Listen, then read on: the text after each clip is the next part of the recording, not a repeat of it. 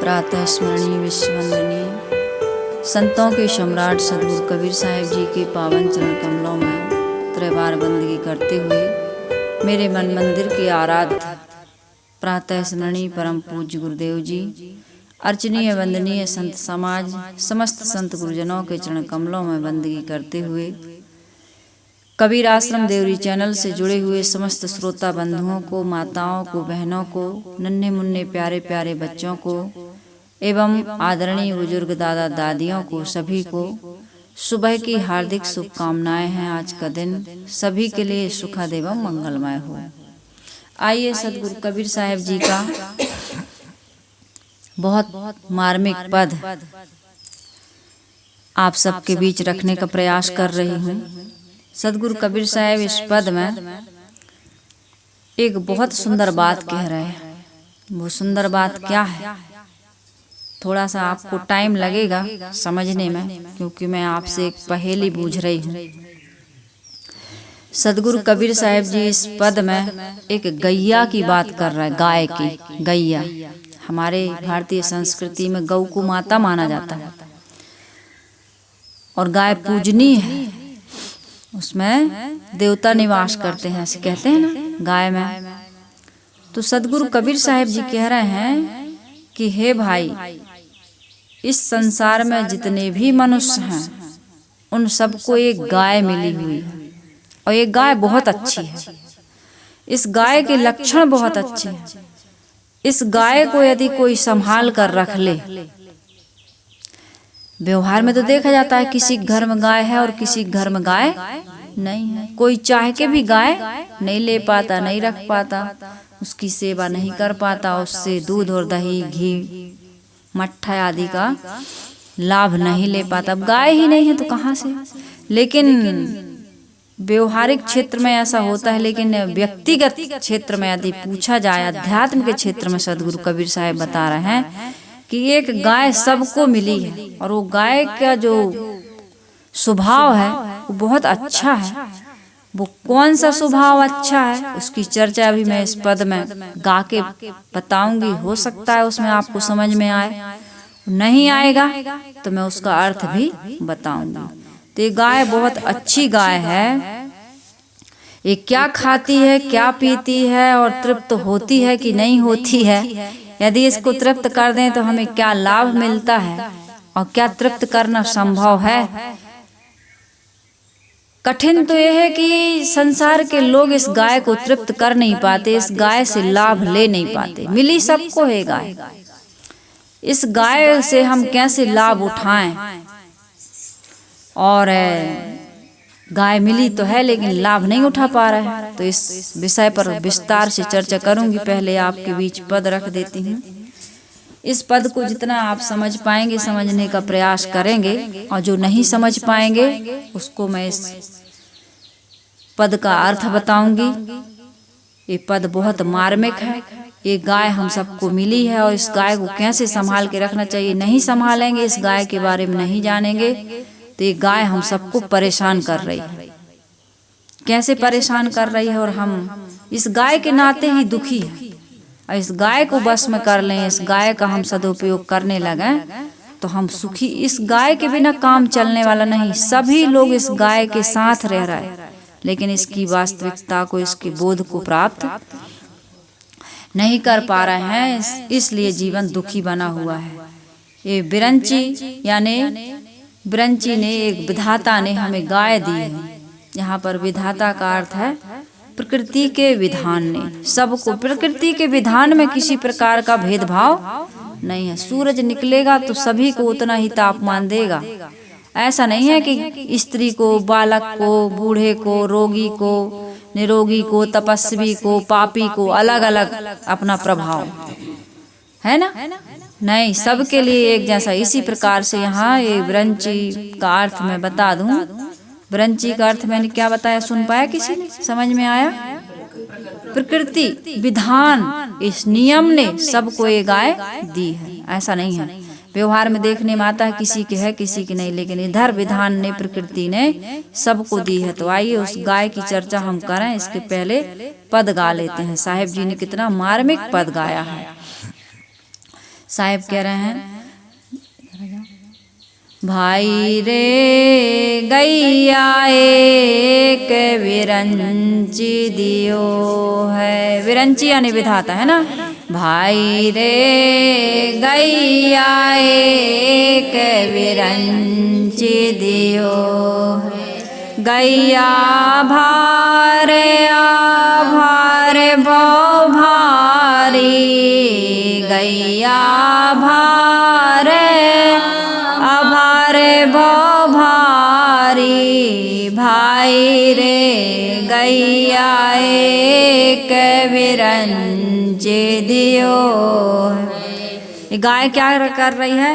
नौ नारी को पानी पियत है, तृषा त्यों न बुझाई, नौ नारी को पानी पियत है, तृषा त्यों न बुझाई, कोठा 72 औलो लावे, कोठा 72 औलो लावे, वज्र की वार लगाई, भाई रे गैया एक विरंची दियो है, खूंटा गाड़ी दवर दृढ़ बांध्यो, तैयो तोरी पराई, खूंटा गाड़ी दवर दृढ़ बांध्यो, तैयो तोरी पराई, चारि वृक्ष 6 शाखावा के, चारि वृक्ष 6 शाखावा के, पत्र 18 खाई, भाई पत्र 18 भाई, गैया एक विरंची दियो है, तिकले गम की हिस गैया, गैया अतिरे हरहाई। ये गाय बड़ी हरहट है, क्या क्या खा रही है, क्या क्या पी रही है, फिर भी तृप्त नहीं हो रही है, लेकिन इसकी एक लक्षण है, वो बहुत सुंदर लक्षण है, इसकी चर्चा आएगी अभी इसमें।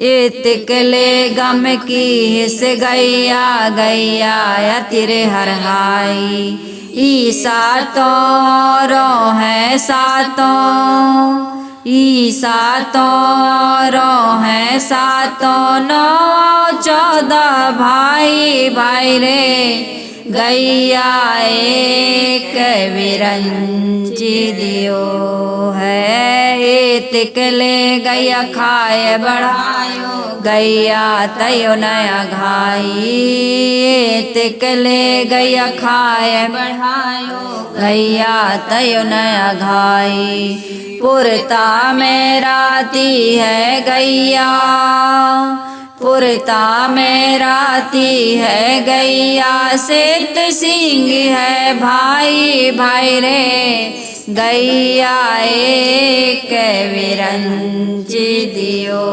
है, आवरण वरण के छऊ नहीं वाकी, खद खद नहीं खाई, आवरण वरण के छऊ नहीं वाके, खद खद नहीं खाई, ब्रह्मा विष्णु खोज ले आए, ब्रह्मा विष्णु खोज ले आए, शिव सनकादिक भाई, भाई रे गैया एक विरंची दियो है, सिद्ध अनंत वाक्य खोज परे हैं, गैया की न पाई, सिद्ध अनंत वाक्य खोज परे हैं, गैया की न पाई, काई कबीर सुनो हो संतो, काई कबीर सुनो हो संतो, जो यह पद अर्थावे,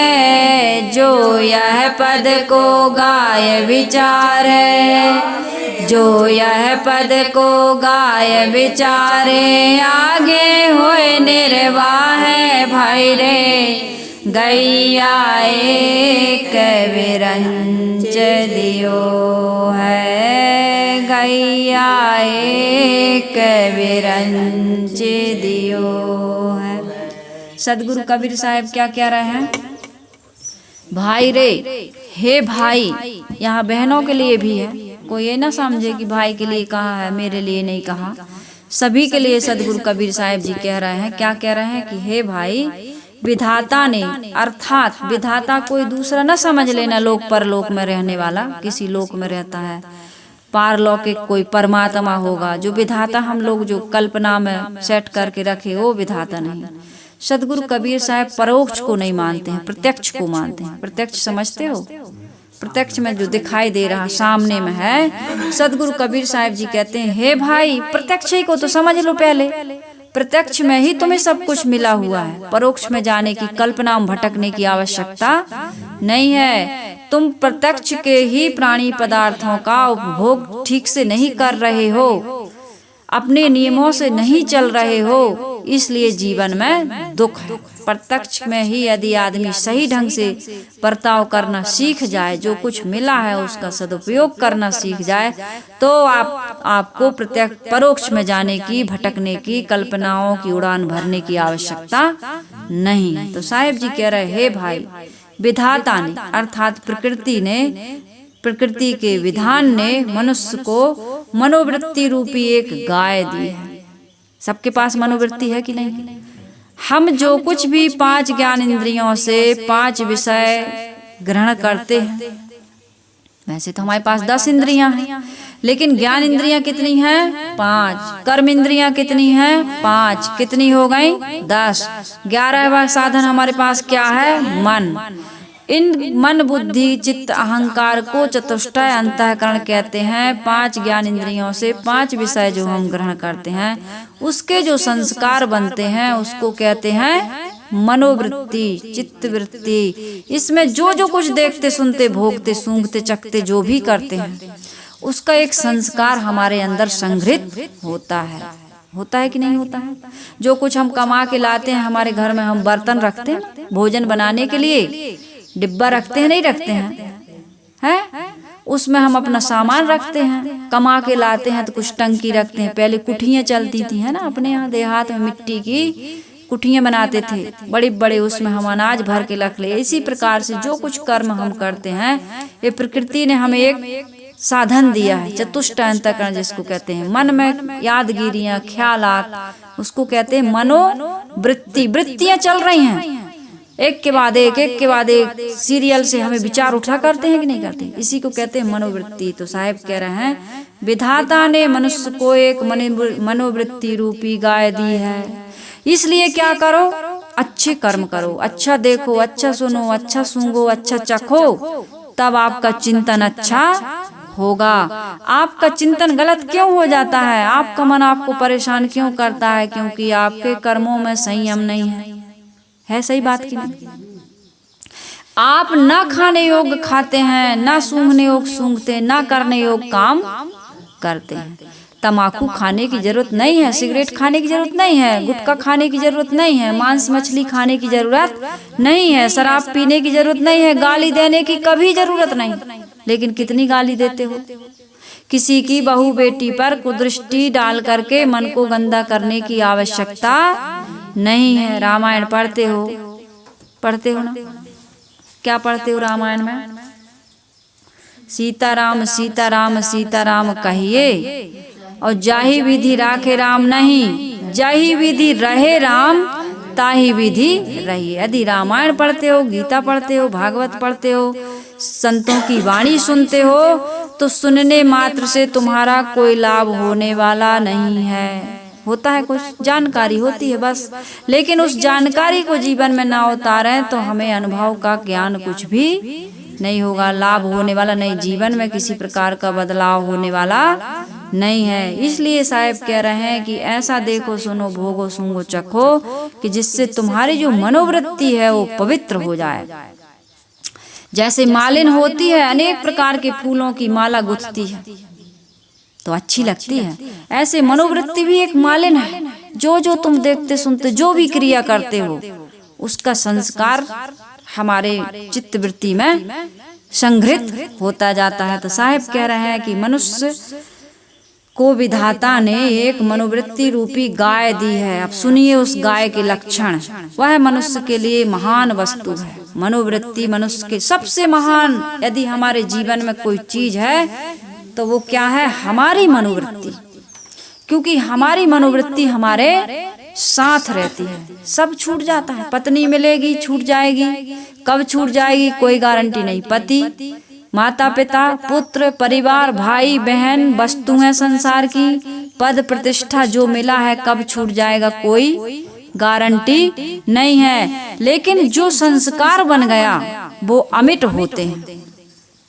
क्या होते हैं? अमिट। संस्कार अमिट होते हैं। हम जहाँ जाते हैं हमारा मन हमारे साथ जाता है। इसलिए किसी शायर ने बहुत सुंदर कहा है, हो आबो हवा ठंडी कश्मीर नहीं साहेब, ठंडा हो कलेजा कश्मीरों से कहते हैं। आप नरक में जाके भी स्वर्ग की अनुभूति कर सकते हैं यदि मन आपका बढ़िया है। इसलिए अपने मन को, अपनी मनोवृत्ति को सुंदर बनाओ। कैसे बनेगी सुंदर? सुंदर कर्म करोगे तब। और कर्म करना किसके हाथ में है? अपने हाथ में। कोई न काहू सुख दुख कर दाता, और निज कृत कर्म भोग सुनु भ्राता। हम स्वयं कर्म करने में स्वतंत्र हैं। ये स्वतंत्रता प्रकृति ने हमको दी है। मनुष्य कर्म करने में बिल्कुल स्वतंत्र है। ये वेद पुराणों में, शास्त्रों में, हमारे धार्मिक ग्रंथों में, हमारे संसार के ऋषि मुनियों ने, संत महापुरुषों ने बताया है और ये हकीकत है। हम जो कुछ भी करते हैं, ये बीड़ी कोई हमारे मुंह में जबरदस्ती नहीं ठूंस देता है, गाली हमारे मुंह से जबरदस्ती नहीं निकलवाता है। जैसा संस्कार मिलता है, जैसे माता पिता, समाज, साहित्य मिलता है, संगत जैसी होती है, वैसा हमारा स्वभाव आदत बनता जाता है। तो साहिब जी ये कह रहे हैं कि ये गाय तो मिली है, मनोवृत्ति उसका दुरुपयोग न करना। दुरुपयोग करोगे तो ये बंधन, और सदुपयोग करोगे तो आपके लिए मोक्ष का साधन है, कल्याण का साधन है। इसलिए हम सबको क्या करना है? अपने मन को सुंदर बनाना है। मनोवृत्ति में अच्छे अच्छे संस्कार, फूल रहन की टोकरी घोरे खाया घीव। सदगुरु कबीर साहब ने यहाँ कहा है, बीजक में ही साखियाँ आएंगी अभी। हमारे अंतःकरण रूपी टोकरी में सुंदर सुंदर संस्कारों के फूल हमें एकत्रित करना चाहिए। तो इसलिए मैं ये कह रही थी कि साहेब बता रहे हैं इस गाय के बारे में, इसका सदुपयोग। गाय यानी मनोवृत्ति दिमाग में सेट हो गया ना। गाय यानी हमारी मनोवृत्ति। मनोवृत्ति कैसे बनती है ये भी पता चल गया ना। मनोवृत्ति हमारी वृत्तियां गोलाकार, वृत्त क्या रहता है? गोलाकार। चिंतन, हम किस चीज का चिंतन करते हैं? जो हमने कार्य किया है उसी चीज का हम चिंतन करते हैं। जो देखा सुना सूंघा चखा बोले हैं हम, खाए हैं हम, देखे हैं हम, उसी का संस्कार उठा करता है। तो साहिब जी कह रहे हैं कि ये मनोवृत्ति कैसी है? मोक्षदायी भी है और कल्याणप्रद भी है और बंधन प्रद भी है। नौ नारी को पानी पी करके भी ये कभी तृप्त नहीं होती, अर्थात नौ नाड़ियों से ग्रथित यह काया विषय रस लेकर भी संतुष्ट नहीं होती। मनोवृत्ति नौ नाड़ियों को पानी पी रही है। नौ नाड़ियां क्या हैं? हमारे शरीर में नौ नाड़ियां हैं। पुहुखा, पयस्विनी, गंधारी, हस्तनी, कुहू, शंखनी, अलम्बुसा, गणेशनी तथा वारणी। तात्पर्य में नौ ग्रंथियों से ग्रथित, नौ नाड़ियों से ग्रथित ये शरीर, इस शरीर का उपभोग कर रहे हैं ना हम, रोज कर रहे हैं कि नहीं कर रहे हैं? ये मनोवृत्ति से मन में जो वृत्तियां उठा करती हैं वैसे ही हम फिर काम करते हैं। तो साहिब कह रहे हैं योगी लोग क्या करते हैं? इस मनोवृत्ति से पार जाने के लिए योगी लोग क्या करते हैं? इन नौ नाड़ियों को पानी पीता है तो कोठा 72 औलों लावे वज्र के वार लगाई। योगी लोग क्या करते हैं? 72 कोठों की वायु को, योगी लोग शरीर के छिद्रों को बंद करके 72 कोठों की वायु को खींचकर ध्यान के आलंबन स्वरूप ज्योति रूपी खूंटे में ध्यान रूपी मजबूत रस्सी से इस मनोवृत्ति रूपी गाय को मजबूती से बांधते हैं। लेकिन खूंटा गाढ़ी दृढ़ बांधो तैयो तोरी पराई। कितने भी मजबूत खूंटे से इसको बांधे, ये मनोवृत्ति रूपी गाय उस खूंटे को भी तोड़ करके भाग जाती है। मन रुकता ई मन चंचल, ई मन चोर, ई मन शुद्ध ठगहार, और मन मन करते सुर नर मुनि जहड़े, मन के लक्ष्य कितने द्वार, लाखों द्वार। भागने के लिए लोगों की यही तो शिकायत है कि साहब मन बस में नहीं होता। दुनिया बस में हो ना हो, लेकिन मन हमारे बस में होना चाहिए। मन ही को परमोधिये मन ही को उपदेश, और जो मन को बस में करे तो शिष्य होए सब देश। पूरा देश हमारा शिष्य हो जाएगा। कब? जब हमारा मन हमारे बस में हो जाएगा। हम सबको बस में करने का प्रयास करते हैं, लेकिन अपने मन को बस में करने का कभी प्रयास नहीं करते। हमारी बहुत बड़ी नादानी है, और ये मन बस में ना होने के कारण से ही हम संसार में दुख पाते हैं। दूसरे को दोष देते हैं। दोष भाग्य पर क्यों मढ़े, दोष कर्म का जान, छल करता क्यों आपसे अपने को पहचान। तुम छल कर रहे हो, अपने आप को छलते हो, कहते हो भैया इसने दुख दिया, उसने दुख दिया, किसी ने दुख नहीं दिया। तुम्हारा जो असंयमित मन है वही तुम्हें दुख दे रहा है। तो इसको वश में करने के लिए योगी लोग क्या करते हैं, अपने शरीर के छिद्रों को बंद करते हैं और ज्योति रूपी खूंटा में 72 वायुओं की 72 कोठों की वायु को एक में खींच करके क्या करते हैं ये लोग, ध्यान का आलम्बन, ध्यान लगाते हैं। और ज्योति रूपी खूंटे अब योगियों का खूब बता चुकी हूँ मैं, ज्योति में ही ध्यान लगाते हो। मजबूत रस्सी से, ध्यान रूपी मजबूत रस्सी से मनोवृत्ति रूपी गाय को मजबूती से बांधते हैं। लेकिन ये मनोवृत्ति ऐसी है, मन ऐसा है कि बिना सिर पैर का दुश्मन प्रभु हरदम सताता है। ये बिना पैर का, बिना सिर पैर का है, लेकिन ये हमको परेशान करता है। तो इसलिए साहब कह रहे हैं कि आगे साहब बता रहे हैं कि 4 वृक्ष 6 ये कहाँ भाग रहा है बताओ, ये मन कहाँ भागता है, ध्यान में नहीं बैठता। 4 वृक्ष 6 शाखा बाके पत्र 18 भाई, एतिक ले गम की हिस गैया, गैया अतिरे हरहाई। इतना सब खा गई पी गई गाय, ध्यान में नहीं लगता। तो आदमी क्या करता है, थोड़ा जानकारी प्राप्त करता है। विषयों का त्याग तो कर ही दिया है पहले, तब तो इधर आया। तो ये क्या करता है, यहाँ 4 वेद मानो 4 वृक्ष हो गए। 4 वेद है ना, वेदों के नाम किसको किसको याद है? हाँ हाँ हाँ, 4 वेद है ना, ऋग यजु साम अथर्व, और 6 शाखाएं हैं। 4 वेदों को समझ ले, 6 शाखाएं हैं। 6 शाखा वेदांग, शिक्षा, कल्प, व्याकरण, निरुक्त, छंद, ज्योतिष, ये 6 वेदांग। बाकी वेदों के 18 पत्र हैं। 18 पत्र, ये पुराण, 18 पुराण बताते हैं ना। इतना सब पढ़ गई, इतना सब का ज्ञान प्राप्त कर ली, और अभी और आगे जा रही है। ये 7 औरों है, 7 9 और 14 भाई। ये 9 14 जितने भी हैं, जो भी आदमी को अर्थ लगाना है, संख्या दी है साहब ने। कहने का मतलब ये है कि ये अध्ययन में लगी हुई है, जानकारी में लगी हुई है हमारी मनोवृत्ति। इसको भी सुनती है, थोड़ा इस महात्मा जी को भी सुनती है, थोड़ा उस महात्मा जी को, ये ग्रंथ को भी पढ़ती, वो ग्रंथ को भी पढ़ती, खूब जानकारी में लगी है। लेकिन मन को तृप्ति नहीं मिल रही, संतोष नहीं मिल रहा, क्योंकि अभी जानकारी में लगी, आचरण में अभी उतारा नहीं है। जानने के लिए तो हम बहुत प्रयास करते हैं, लेकिन मानकर चलने का प्रयास नहीं कर पाएंगे तो हम जानकारी मात्र से कभी जीवन में संतोष या शांति नहीं पा सकते। ई 7 औरों है, 7 9 और 14 भाई। एतिक ले गम की हिस गैया, गैया तयो रे हरहाई। ये आघाती नहीं है, इतनी बड़ी हरहट गाय है, कभी ये शांति से बैठती नहीं, चरती नहीं, बहुत बेकार गाय है, कहते हैं ना। ऐसी चंचलता है इसके आगे, इसका मुंह आगे खाने के लिए बढ़ा रहता है।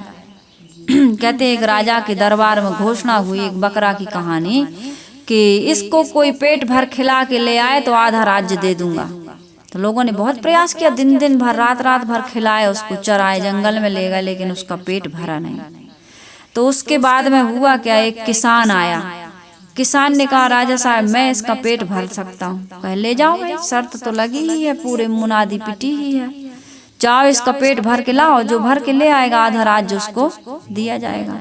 तो वो गया जंगल में बकरा को लेके, और जैसे ही बकरा घास खाने को जाए एक लाठी मारे मुंह में। दिन भर उसने यही किया, जब जब घास चरने को हो तब तब लाठी मारे। जैसे ही शाम को लेके आया, दरबार लगा हुआ था, जनता तो बिल्कुल अब प्रचार प्रसार बहुत जोरों पे हो चुका था। लोग आए कि भाई इस बकरा का पेट कौन भर पाता है, देखना है। तो जैसे ही घास रखी, पत्ती हरी हरी पत्तियां उसके सामने रखी, बकरा ने मुंह फेर लिया। उस तरफ रखे तो उस तरफ मुंह कर ले, उस तरफ रखे तो खाए ही नहीं, और पेट एकदम चिपका है पीठ से, फिर भी नहीं खा रहा हो। लोगों ने कहा भाई ये खा क्यों नहीं रहा, कैसे पेट भर दिए तुम? बकरा तो आज तक मैंने देखा है कि वो खाता ही रहता है। यहाँ जितने भी लोग पेट भरा करके लाए थे, बकरा को घास डाली जाती थी, पत्तियां डाली जाती थी, खाता था वो। और तुमने ऐसा क्या जादू किया? उसने बताया सरकार जादू वादू कुछ नहीं किया है, जैसे ही खाने को होता था मैं इसके मुंह में लाठी मारता था। तो पेट इंद्रियों को संयम के कोड़े पड़ने चाहिए। जब तक इंद्रियों को संयम के कोड़े नहीं पड़ेंगे तब तक ये इंद्रियां कभी भी तृप्त होने वाली नहीं है। खाते खाते युग गया, बहुरी न चेतऊं आए। अनादिकाल का समय बीत गया, ये जीवन थोड़ी, ये जीवन नहीं, अनादिकाल का समय। हर योनि और खाने में केवल हमने भोगों को ही भोगा है, लेकिन आज तक हमको तृप्ति नहीं मिली। कि मिल गई तृप्ति? किसी को मिल गई हो भोगों से तृप्ति तो बताओ भाई, कमेंट करना। जो बाहर से सुनेंगे वो हमको कमेंट करके बता देना कि हमको भोगों से साहेब इतनी इतनी तृप्ति मिल गई। जैसे घी डालते हैं आग में तो आग प्रज्वलित होती है, भभक करके जलती है, वैसे भोगों से वासनाएं प्रबल हो जाती हैं। इसलिए कभी भी यह नहीं सोचना चाहिए कि हम भोगों से अपनी इंद्रियों को, वासनाओं के जल से अपनी इंद्रियों को हम तृप्त कर लेंगे। तो साहिब जी कह रहे हैं भाई पुरता में राती है गैया। यहाँ फिर साहिब बता रहे हैं कि गैया का एक स्वभाव अच्छा है, लेकिन लोगों ने कहा भाई क्या अच्छा स्वभाव है? साहिब ने कहा इतना सब खा रही है ये, लेकिन इसके आंतरिक भाव यही है कि हमें पूर्णता चाहिए, अधूरे में इसको संतोष नहीं है। ये संसार के जितने भी विषय भोग हैं, प्राणी पदार्थ हैं, पद प्रतिष्ठा है, ये सब पूर्णता नहीं दे सकते। इसलिए आप चाहे जितना कमा लो, यहाँ आप सोचो कि एक ट्रक आ गया, दो के बारे में सोचोगे आप, 2 आ गए तो 4 के बारे में सोचोगे आप। हर व्यक्ति सोचता है। 100 रुपया आ गए तो 1000 करना चाहेगा, 1000 आ गया तो लाख करना चाहे, लाख आ गए तो करोड़ करना चाहेगा, चाहता ना। ये मन कभी भी, जो विवेकी है, समझदार है, उनका मन तो शांत और संतुष्ट होता है, तृप्त होता है। लेकिन अविवेकी व्यक्ति का मन कभी भी संतुष्ट, तृप्त, शांत नहीं हो सकता। इसको शांत करने के लिए तो सत्संग ही आवश्यक है। सत्संग के बिना, समझ के बिना, विवेक के बिना, अच्छे लोगों की संगत के बिना हमारा मन कभी शांत, संतुष्ट, तृप्त होने वाला नहीं है। और बाहर से तो ये मिलने वाला है ही नहीं। बाहर क्योंकि सब कुछ अधूरा है, बाहर सब कुछ अधूरा है। बाहर बनता है, पुष्ट होता है, और बनने पुष्ट होने के पहले ही मिटने का डर हमारे मन में आ जाता है। क्योंकि बच्चा जन्म लिया है, एक बच्चे का उदाहरण दे रही हूँ, तो बच्चा अजर अमर नहीं है, अखंड नहीं है। कभी भी शरीर बच्चे का छूट जाता है, छूट जाता है हमारा शरीर। कभी भी हम बड़ी बड़ी योजनाएं लेकर के चल रहे हैं, लेकिन बीच में ही हमारी यात्रा स्थगित हो सकती है, हो सकती है नहीं। आदमी के क्या है वो भजन है ना एक, जब परदेसी हुआ रवाना, प्यारी काया पड़ी रही। आशाओं का हुआ खात्मा और दिल की तमन्ना धरी रही। जब परदेसी हुआ मुसाफिर, प्यारी काया, जब परदेसी हुआ रवाना, प्यारी काया पड़ी रही। बहुत सुंदर भजन है, बहुत बढ़िया। डॉक्टर के बारे में बताया गया है इसमें, वकील के बारे में बताया गया है इसमें, और मुनीम जी के बारे में बताया गया है इसमें कि ये सब कैसे कैसे अपने जीवन में अधूरे ही रह गए। बहुत सुंदर भजन है वो कि आशाओं का हुआ खात्मा दिल की तमन्ना धरी रही, जब परदेसी हुआ रवाना, प्यारी काया पड़ी। ये परदेसी हैं, हम आप सब परदेसी हैं। चाहे जितना गाना गा लो, परदेसी परदेसी जाना नहीं मुझे छोड़ के। ये जीव एक परदेसी है, इस शरीर में कुछ दिन के लिए, इस काया में कुछ दिन के लिए आया है, और जिस दिन जाएगा उस दिन मुड़ के देखेगा नहीं। तोता उड़ जाएगा, कर ले जतन हजार तोता उड़ जाएगा। ये तोता उड़ेगा, तो तोता उड़ने से पहले ये परदेसी मुसाफिर जीव इस शरीर में आया है, इसके जाने से पहले हमें पूर्णता को प्राप्त करना है कि नहीं करना। कि ऐसे अधूरे मर जाएंगे, रोते रोते जन्म लिए, शिकायत करते हुए जिए और पश्चाताप करे। यार आए तो थे बड़ा सुंदर सौदा करने के लिए, लेकिन सौदा नहीं, घाटे में रह गए। इसलिए तो साहब ने कहा, भैया यहाँ आए हो ना, यहाँ आए हो तो क्या करो, पूर्णता का काम कर लो, नहीं तो तुम्हें पछताना पड़ेगा। तो भजन बहुत सुंदर है। आशाओं का हुआ खात्मा, दिल की तमन्ना बनी रही, जब परदेसी हुआ रवाना, सुंदर काया पड़ी रही। एक पंडित जी अपने घर में पत्रा देखा करते थे, जन्म मरण के जन्म कुंडली लेखा जोखा करते थे। जब मरने का टाइम आया, दूसरे की तो बहुत पत्रा मिलाते थे, जन्म कुंडली बनाते थे।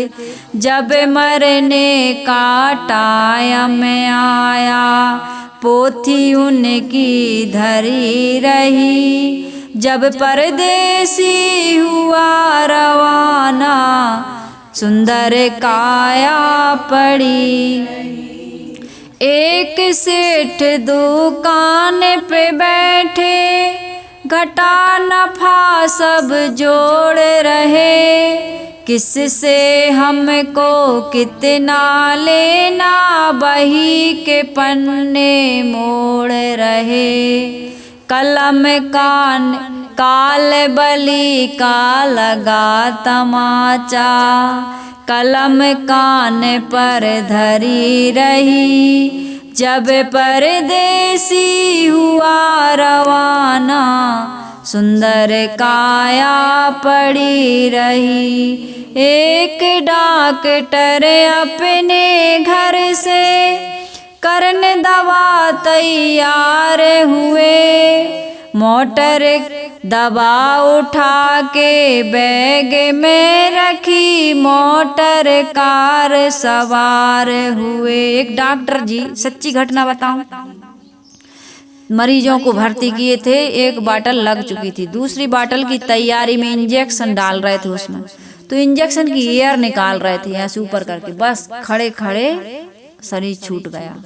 दूसरे का इलाज कर रहे डॉक्टर साहब का, खड़े खड़े शरीर छूट गया। उनकी बेटी का फोन आया मेरे पास, बताती हो अभी ज्यादा दिन नहीं हुए हैं, तो एक डॉक्टर जी का इसमें बता रहा है मौत कैसे आती है, बाहर पूर्णता नहीं मिलती, उस पर से मैं ये भजन गा रही हूँ। एक डॉक्टर जी अपने घर से करने दवा तैयार हुए, दूसरों की दवा करने के लिए जा रहे थे। उठा दवा बैग का उठा के रखा, मोटर कार सवार हुए, फिसली कार गिरी गड्ढे में, कार फिसल गई, गड्ढे में जाकर गिर गई। दवा बैग में धरी रही, जब परदेसी हुआ रवाना, सुंदर काया पड़ी रही। होता है कि नहीं होता है ऐसे? वाह रे वाह क्या कहूँ मैं भाई, ईश्वर की है यही गति, नियम है, संसार का नियम है, ईश्वर की गति। ईश्वर नहीं मारता किसी को, न जलाता है, ईश्वर यानी नियम। जिसको जिस टाइम है जाना, फर्क का ना कोई होगा रत्ती, एक रत्ती भी इधर के उधर नहीं हो सकता। जिसने प्रभु का भजन किया है, क्या किया है? जिसने प्रभु का भजन किया है, उसकी कमाई खरी खरी। जब परदेसी हुआ रवाना, सुंदर काया पड़ी रही। आशाओं का हुआ खात्मा, दिल की तमन्ना पड़ी रही। जब परदेसी हुआ रवाना, सुंदर काया पड़ी रही। क्या होगा? आशाओं का खात्मा हो जाएगा और सुंदर काया ही पड़ी रहेगी, जिस काया में तुम रात दिन इतना मोह करते हो। और दूर की वस्तु तो छोड़ ही दो, दूर की वस्तु तो लोग छीन लेते हैं, जीते जी नहीं छीन लेते हैं। इसलिए भाई, पुरता में राती है गैया, पूर्णता तो तुम चाहती हो, पूर्णता तो तुम चाहते हो, लेकिन पकड़ते किस साधन को है? जो बिल्कुल क्षणभंगुर है, क्षणभंगुर है ना संसार के भोग प्राणी पदार्थ। इनमें अल्प सुख है और दुख आदि से अंत तक भरा हुआ है, और वही सुख तुम पाने चाहते हो। इसलिए साहब कहते हैं, भाई ये गाय, मनोवृत्ति रूपी गाय कैसी खद्य अखद्य खा रही है। आवरण वरण किछौ नहीं वाके, खद्य अखद्य ही खाई। ब्रह्मा विष्णु खोज ले आए, शिव सनकादिक भाई। साहेब जी यहाँ इस पद में ये कह रहे हैं कि हे भाई, हम यह नहीं कह सकते हैं कि यह गाय रंग वाली है या रंग रहित है। हाँ, इसकी सींगें उजली हैं, अर्थात सींग अर्थात इसके लक्षण अच्छे हैं। यह निरंतर पूर्णता पाने के लिए, तृप्त होने के लिए ही लगी है। हर व्यक्ति पूर्णता चाहता है ना, पूरा सुख चाहिए, अधूरा सुख किसी को नहीं चाहिए। 2 बच्चे थे, छोटे छोटे से बच्चे थे। माँ को प्रसाद में लड्डू मिला, तो लड्डू एक मिला और बच्चे 2, दोनों छोटे, तो लड़ने लगे कि मैं पूरा लूंगा। माँ ने तोड़ के दिया, कहा नहीं मुझे सेंगो लड्डू चाहिए, सेंगा लड्डू, पूरा लड्डू, आधा नहीं। कोई आधा नहीं चाहता, कोई चाहता है छोटा भी हो, थोड़ा सा छोटा हो तो आदमी बड़ा ही उठाता है, छोटा नहीं उठा। लाभ में रहना चाहता है, पूर्णता पाना चाहता है, पूरा सुख चाहता है। तो माँ ने कहा, दोनों रोने लगे, झगड़ने लगे। तो माँ ने कहा, मैं एक जादू जानती हूँ। एक महात्मा जी की सच्ची घटना उन्होंने बताया था, अभी हैं वो संत जी। कहे, मैंने कहा कि रुक जाओ, मैं पूरा लड्डू बना दूंगी अभी जादू से। बच्चे छोटे थे, तो बच्चे जादू के लिए बहुत देखने के लिए उत्सुक होते हैं कि जादू होता क्या है। तो कहा, तुम दोनों आंख बंद करो। तो दोनों ने आंख बंद की। तो माँ ने दोनों हाथ पीछे ले जाकर ऐसे और मुट्ठी से ऐसे लड्डू को गोल गोल कर दिया। दोनों लड्डू गोल हो गए, सेंगे हो गए, आधे थे तो पूरे हो गए।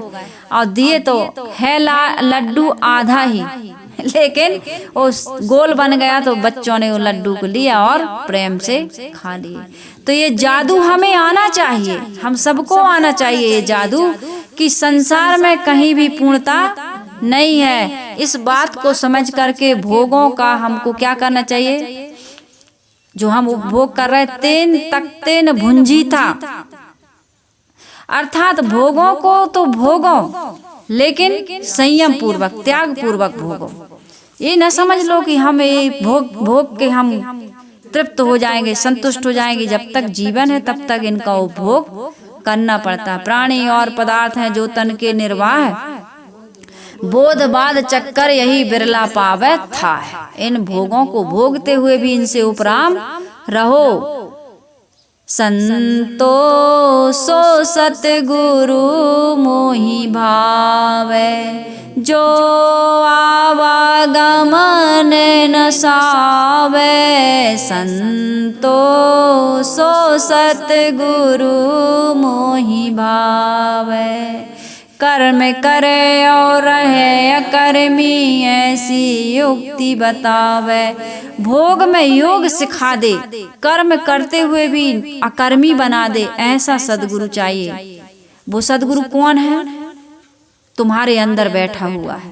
उस सदगुरु को एक बाहर का सदगुरु जगाता है। कर्म करो, कर्तव्य समझ के, मैं रोज बताती हूँ, कर्म तो करना पड़ेगा, निठल्ले मत बैठो। लेकिन कर्तव्य भाव से करोगे तो फिर तुम्हारे मन में कोई प्रकार का संस्कार टिकेगा नहीं। तो साहब कह रहे हैं तुम्हारा लक्षण तो बहुत अच्छा है, इस गाय का लक्षण तो अच्छा है। क्या कि ये पूर्णता चाहती है, मनोवृत्ति पूर्णता चाहती है, लेकिन हमारा अज्ञान कि हम पूर्णता मिलने वाली जगह तक उसको ले जा नहीं पाते हैं। पूर्णता कहाँ मिलेगी? बाहर से नहीं मिलेगी, भीतर मिलेगी, क्योंकि ये अंतर आत्मा की आवाज है। पूर्णता, पूरा सुख, निर्भयता, आनंद, अमरता है ना। वियोग जनित, वियोग रहित सुख चाहिए, वियोग जनित सुख नहीं। बाहर तो मित्र मिलते हैं और बिछुड़ जाते हैं, लेकिन भीतर ऐसी आत्मा रूपी परमात्मा विराजमान है कि जो एक बार उसमें डूब गया, फिर वो जिनको मिल गया जीवन में सत्संग है, उन्हें हर घड़ी आनंद ही आनंद है। हमें सत्य का संग नहीं मिला, सत्संग नहीं मिला, इस कारण से हम जीवन में पूर्णता को प्राप्त नहीं कर पा रहे हैं। साहिब कह रहे हैं, भाई ब्रह्मा विष्णु शिव सनकादिक और असंख्य सिद्ध इस मनोवृत्ति रूपी गाय की खोज में पड़े हैं, लेकिन उसको लाकर अपने घर में बांध लें, ऐसा सोचते हैं कि इस गाय को अपने घर में लाकर बांध लेते हैं। अथवा आत्म भिन्न मन कल्पिता उदाहरणाओं को सब खोजते रहे, परंतु वह किसी को मिली। बाहर से पाना चाहते हैं पूर्णता, कोई मिल जाएगा, ये देवी, ये देवता, ये भगवान, ये ईश्वर, ये ब्रह्म, ये परमात्मा मिल जाएगा, लेकिन वो मिलता का क्यों मिलेगा? क्योंकि वस्तु अंत खोजे अंते, क्यों करावे हाथ सज्जन सोई सराहिए, जो पारख राखे साथ। बाहर से कुछ मिलता नहीं, और जो मिलता है ना, ऐसा नहीं है कि नहीं मिलता है, जो मिलता है वो जो मिलता है वह छूट जाता है, टूट जाता है नाता, है ना। साहिब जी के एक उसमें हृदय के गीत में बहुत सुंदर पंक्तियां हैं ये, जो मिलता सो छूट जाता है, टूट जाता है नाता, कुछ ऐसे है उसमें, मुझे अच्छे से याद नहीं है कहाँ है। तो ये सारी चीजें हमारे जीवन में, इन चीजों को समझिए। बाहर से कुछ नहीं मिलता है ऐसा नहीं कह रही हूँ, इसका अर्थ ये ना समझ जाइए आप, जो मिलता है जिस भाव में आप खोजते हैं उस भाव से नहीं मिल पाता, वो तो मिलता है और छूट जाता है। साहिब जी कहे, जो मिलता है छूट जाता है, टूट जुड़ता सो टूट जाता, जन्म लिया सो मर जाता है, संग्रह सब लुट जाता। होता है कि नहीं होता है ऐसे? आज ध्यान से सुनना। जो खिलता मुरझा जाता है, चुनता सो ढह जाता। बड़े बड़े मकान खंडहर बन जाते हैं। शाश्वत नियम प्रकृति का है, परिवर्तन ही रह जाता। ये प्रकृति का शाश्वत नियम है। शाश्वत यानी सनातन, ये सदा से होता आ रहा है, परिवर्तन ही रह जाता है। एक रस कुछ भी रहता नहीं, जो आज जैसा है वो कल वैसा नहीं रहता। संप्रति जो चेहरे दिखते वे ओझल हो जाते हैं, सारहीन सपने समान हैं जग के सारे नाते। संप्रति जो चेहरे दिखते हैं वो ओझल हो जाते। हमारा चेहरा कितना बदल गया, हम सबका चेहरा बदला कि नहीं बदला? दांत भी देखो कैसे हो गए, आंखों में भी चश्मे आ गए, बाल भी सफेद हो गए, गाल भी, हाँ गाल भी या तो ज्यादा मांस आ गया या फिर बिल्कुल गड्ढे हो गए। चेहरा बदल रहा है, शरीर बदल रहा है। दादा बाबा पर पाजों का पता नहीं चलता है। चलता तुम्हारे दादा बाबा पर पाजे? तस्वीर में कहीं होंगे तो होंगे। जो उठ कर चल देता है वह पुनः नहीं मिलता है। कैसी विषम काल की ज्वाला सबको भस्म बनाती, धरने वाला चल देता है रह जाती है थाथी। जो तुम कमाए हो तो कुछ दिन रहेगा यहाँ, लेकिन कमाने वाला चला गया। जहाँ नहीं तृण भी अपना है, क्या ममता की जावे। एक तृण भी तुम्हारा है, कुछ ले जाओगे? मरोगे तो हम और आप कुछ ले जाएंगे? नहीं ले जाएंगे। जहाँ नहीं तृण भी अपना है, क्या ममता की जावे। शोक मोह रोना धोना, क्या क्या सोचे पछताए। क्या सोच रहे, क्या पछता रहे, छूट न जाए। छूटना पक्का है, तू दृष्टा है, सारे जग का दृश्य दूर माया है। तू दृष्टा है लेकिन तुझे पता नहीं, तू तो शरीर ही को अपना मान लिया, दृश्य को ही अपना मान लिया। तू चैतन्य अमर अविनाशी, क्षण भंगुर काया है। तू क्या है, चैतन्य है, अमर है, अविनाशी है, और काया कैसी है, मत कर काया का अहंकार। कितना सुंदर भजन है, लेकिन यही का अहंकार कर रहा है। मत कर काया का अहंकार, मत कर काया अभिमान, काया गार से कांची रे, काया गार से कांची रे, जैसे ओसरा मोती। टप झोंका पवन का लग जाए, झपका पवन का लग जाए, काया धूल हो जासी रे, काया धूल हो जासी रे, जैसे ओसरा मोती। झोंका पवन का लग जाए, झपका पवन का लग जाए, काया धूल हो जासी।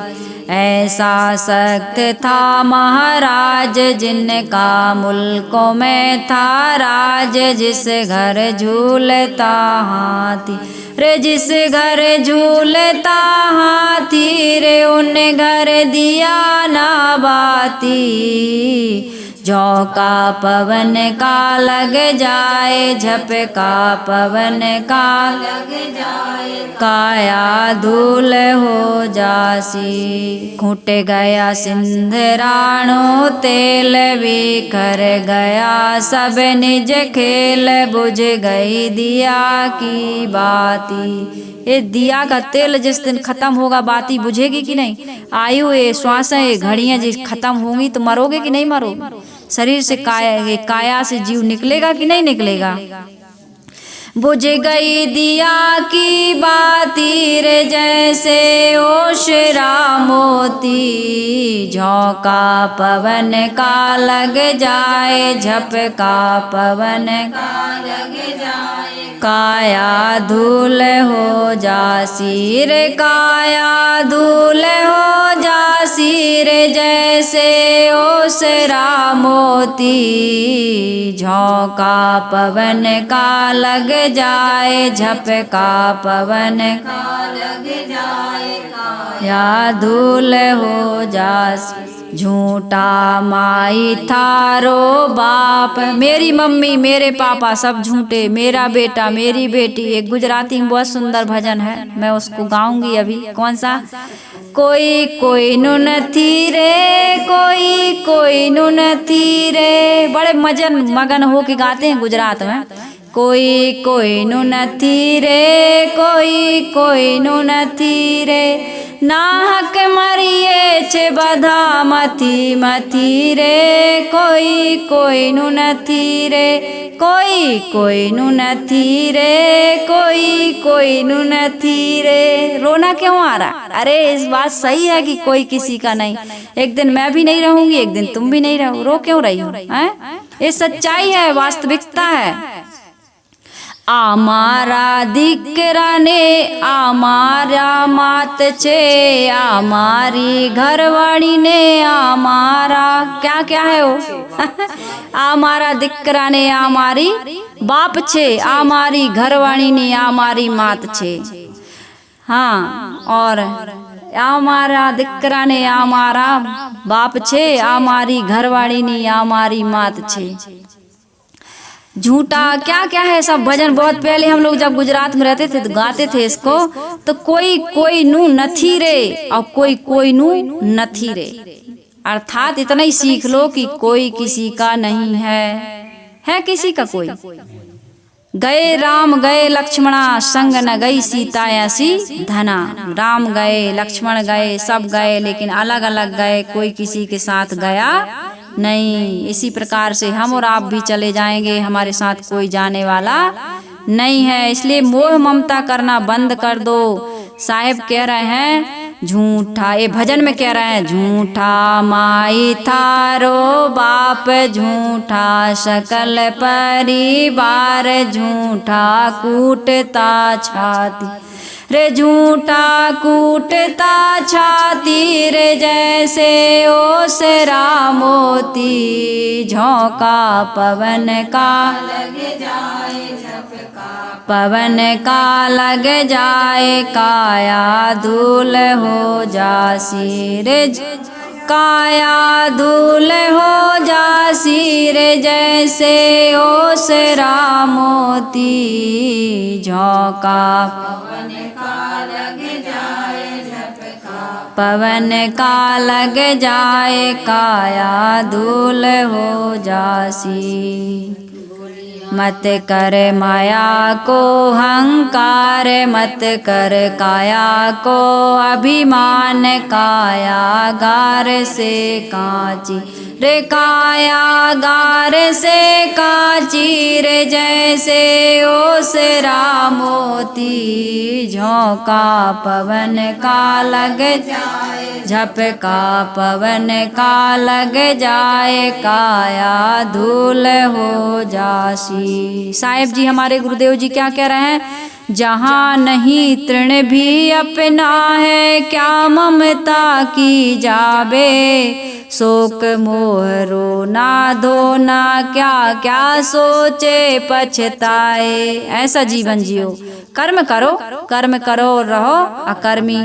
तू दृष्टा है सारे जग का, दृश्य दूर माया है, तू चैतन्य अजर अविनाशी, क्षण भंगुर काया है। जग की जितनी स्थितियां हैं, जितनी भी स्थितियां हैं जग की, भरी सी निरसयता से, ये हमेशा एक रस रहने वाली नहीं है। नित्य निर्षितय, नित्य निर्तिशय, नित्य निर्तिशय, शुद्ध शांत तू स्थिति तन्मयता से। साहेब बता रहे हैं सब कुछ परिवर्तनशील है। तुम्हें मिला है 2 दिन के लिए, थोड़े समय के लिए, अल्पकाल के लिए, तुम चिपक गए। चिपको मत बनो चूहा वाले, चिपकू मत बनो। आजकल चूहा भी होशियार हो गए, वो भी चिपकू में नहीं चिपकते, टाइल्स में चिपका के भाग जाते हैं, लेकिन वो चिपकते नहीं हैं। तो इसलिए हे भाई चिपको मत। तुम्हारे अंदर जो मनोवृत्ति तुम्हें मिली है ना, ये बड़ी सुंदर मिली है, इसका सदुपयोग करो। पूर्णता के लिए मरी जा रही है, बाहर नहीं भीतर मिलेगी पूर्णता। लौटो, जितना तुमने बटोर रखा है, जो भी देखा सुना भोगा सूंघा चखा है, उसका आज से त्याग करो। त्याग खाना है, जो मिल जाता है बन जाता है, जो तुम्हारे लिए संभव उसको खाओ। भूख एक रोग है, भोजन एक औषधि है। शरीर सामाजिक हम प्राणी हैं, कपड़े पहनना आवश्यक है, तन ढकना आवश्यक है, जो मिले पहन लो, है ना। और नींद आ रही है तो चटाई बिछा के भी सो जाओगे तो तुम्हारी कोई बेइज्जती नहीं होगी। क्या बेइज्जती है, नींद आनी चाहिए। नींद आती है आप धनी हो, भूख लगती हो आप धनी हो। क्या खाते हो इसकी विशेषता, आपको खुल के भूख लगती। अरे बड़े बड़े लोगों के पास खाने की वस्तु है, उनकी चिंता है क्या खाएं कि भूख लगे, और गरीब कहता है भूख लगे तो क्या खाएं, है ना। तो अच्छी किस्मत है अपनी कि अपन को टाइम से भूख लग रही है, अपन को टाइम से नींद लग जाती है, अपन बढ़िया स्वतंत्र, अपने शरीर स्वस्थ है, अपन कमा रहे हैं, खा रहे हैं। अब किसी से राग द्वेष ना करो, चिपकू ना बनो। हे भाई, ब्रह्मा विष्णु सनकादिक से सनकादिक सब लगे रहे पूर्णता पाने के लिए, लेकिन इन्होंने बाहर से पाने का प्रयास किया, इसलिए कुछ मिला नहीं। कबीर साहब कहते हैं, हे संतो भाई सुनो, विचार कर इस पद का अर्थ करे और इसको गा करके विचार करके अपने जीवन में उतार ले। समझ जाए तो मनोवृत्ति रूपी गाय से आगे निज स्वरूप मुकाम पर पहुंच जाए। समझ आएगी अपने, बस लौटना है, अपने तरफ लौटना है, कुछ नहीं करना है। बाहर से जो पाना चाहते थे वो आशा छोड़ दो, तो तुम्हारे पास ही लक्ष्मी है कि नहीं। शांति रूपी सीता है, सब कुछ तो यहीं बैठे हैं सभी लोग, है ना। एक लक्ष्मी है, एक सीता है, एक आशा। आशा को त्यागना है ना। सबके नाम इसमें आ रहे हैं। आशा छोड़ के होए निराशा, और कहें कबीर तब देख तमाशा। आशा ही परमम दुखम नैराश्यम परमम सुखम, यथा संचित कांतासा सुख सुस्वा पिंगला। सुख से सोना है तो हाथ पसारना छोड़ दो। हाथ पसारना जिस दिन छोड़ोगे, पाँव फैलाना सीख जाओगे। पाँव पसार के सो बढ़िया, है ना। हाथ फैलाना छोड़ो, यानी संसार से जो सुख की आशा लगा रखी है, सुख नहीं मिलता है। यहाँ तो जीवन निर्वाह की चीजें मिलती हैं। उस स्थिति का जीवन पर्यंत निर्वाह करो जो तुम्हारे स्वरूप में निहित है। क्या है? अमरता, प्रसन्नता, निर्भयता, संतोष, सुख, शांति, ये सारी चीजें तुम्हारे भीतर हैं। तुम नहीं पाते हो, इसका कारण यह है, गलती यह करते हो, तुम बाहर से पाना चाहते हो। बाहर नहीं, भीतर है। सबसे मुड़कर निज स्वरूप में आ जाए चोखे। तो साहेब जी का ये पद मैंने आप सबके बीच रखने का प्रयास किया। कितना मैं समझा पाई और आप कितना समझे, ये मुझे कमेंट के द्वारा आप लोग अवगत कराएंगे। आइए मैं वाणी को विराम दे देती हूँ। गुरु वंदना करते हैं। सभी श्रोताओं का मैं आभार व्यक्त करती हूँ। एक भाई कल मुझे कमेंट किए हैं कि मैं गाड़ी चलाता हूँ और मैं प्रवचनों को भगा भगा के चलाता था, लेकिन आपके प्रवचनों से मुझे ऐसा आपने बांध लिया कि मैंने आपका पूरा प्रवचन एक बार चालू किया तो पूरा सुना है। आपको यदि आप फिर आज मेरे प्रवचन इतने लास्ट तक सुनेंगे तो आपको बहुत बहुत आभार आपको सुनने को मिलेगा। मैं हृदय से आपका आभार व्यक्त करती हूँ कि वास्तव में हम सबको इसी प्रकार से धर्म कथाओं को सुनना चाहिए, जो हमारे जीवन के रहस्य को, मर्म को समझाने वाली हैं और हमारी दरिद्रता को दूर करने वाली हैं, संतोष और तृप्ति देने वाली हैं। तो हम सबको संतोष और तृप्ति और परमानंद की प्राप्ति हो। इन्हीं शुभकामनाओं के साथ मैं अपनी वाणी को विराम दे रही हूँ। आइए